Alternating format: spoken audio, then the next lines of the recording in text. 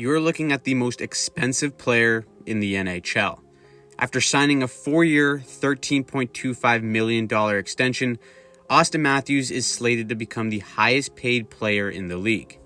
So, is he actually worth it? In Auston Matthews' career, he's only got one playoff series win with 44 points in 50 career playoff games. For a generational talent, that resume is pretty thin after 7 years in the league. However, if there's one thing that Auston Matthews does exceptionally better than anyone else, it's scoring goals. In the last 5 seasons, Auston Matthews is the best goal scorer in the league, beating out Draisaitl, Ovechkin, Pastrnak, and Connor McDavid.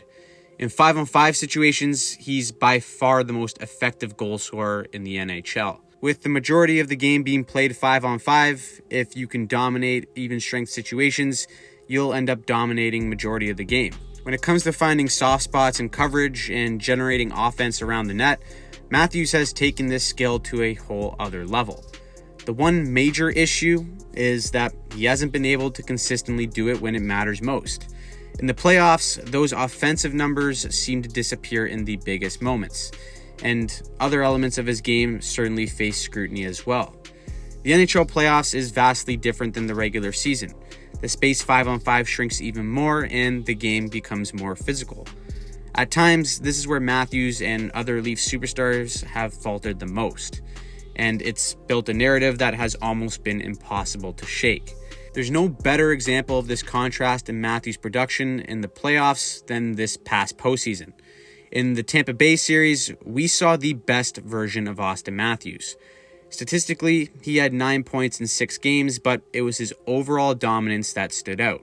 Matthews has taken flack over the years for not being the physical force that he can be at 6'3", but in that series against the Lightning, we saw the peak of Matthews at his best. When it came to playing below the goal line and creating turnovers on the forecheck, Auston Matthews was an absolute stud in this series. He used his big frame and skill to create turnovers and just manufacture chaos for the Leafs in the offensive zone. That same dominance was displayed on the defensive side of the puck as well. Whether it was blocking shots, defending the rush, or flat out breaking possession in the defensive zone, Matthews was just as dominant defensively as he was offensively in that series.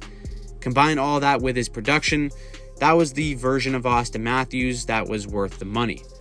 At his best, the Leafs were able to get their first playoff series win in 19 years. But then there's the other side.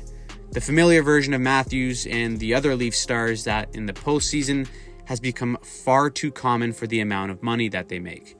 In the Florida series, Matthews struggled to produce and only put up 2 points in 5 games against the Panthers.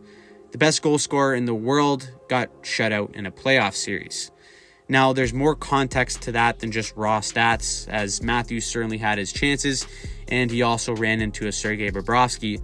But when you become the highest paid player in the NHL, the expectation, no matter what, is that you produce.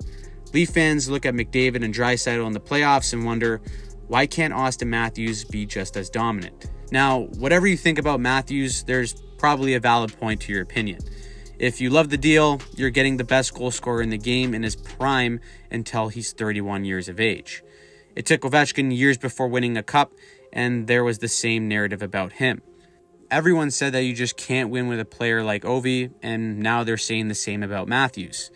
If you hate the deal, you can simply point out to the fact that the Leafs haven't won a single thing, and they've made Matthews the highest paid player in the NHL. Combine that with the Marner and Tavares deals, winning a cup with 3 forwards making over $11 million seems extremely difficult. The harsh truth about Auston Matthews is that no matter how well he produces over this contract, he will forever be judged on the team success of the Maple Leafs, and rightfully so. That's true for any superstar in this league, and although it's a sport where it takes 23 guys to win, the narratives are primarily built around the superstars. When a deal like this gets done, the pressure on that superstar only becomes greater. The situation is just magnified in Toronto because the top players have already received monster deals before winning a single thing. With constant playoff failure, the question has become, is Auston Matthews truly worth it? One side of the hockey world thinks it's a massive overpay based off his team success, and the other thinks it's just the price of doing business for a generational talent. Either way, Auston Matthews is officially the most expensive player in the NHL, and for Toronto's sake, they better hope the next 5 years are worth the purchase. So, what do you think about the deal? Do you think it's an overpay or perfect value for what he's accomplished and going to accomplish in the future? Let me know in the comments down below, and if you want to see more hockey breakdowns, hit that subscribe button and turn on notifications.